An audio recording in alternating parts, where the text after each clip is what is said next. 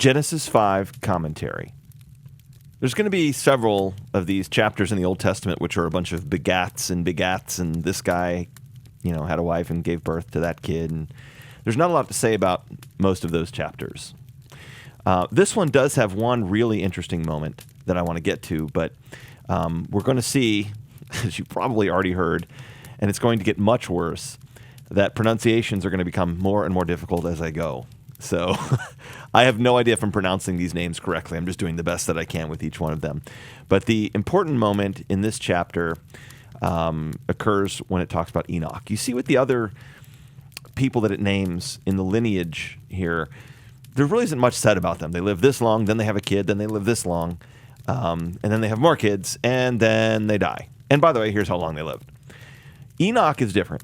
Enoch follows the majority of that pattern, but right in the middle interjects this. Let me do a comparison. So it said Jared lived 162 years. Jared became the father of Enoch. Then Jared lived 800 years after he became the father of Enoch, and blah, blah. Okay. Then we go to Enoch. It says this. Enoch lived 65 years and became the father of Methuselah. Now, right here, it interjects something different right after that first sentence. Then Enoch walked with God. Let that sink in for a minute. It doesn't say that about anyone else here. It just says that about Enoch. Now, we know ultimately Noah did. But from just what we're seeing here, this is wildly different than the rest of the page. Remember the old Sesame Street thing? One of these things is not like the other. This is very different. And not only is it very different from this standpoint, it's very different in how it ends. All the other ones end by saying, and then they lived this many years and then he died. But the one with Enoch says this.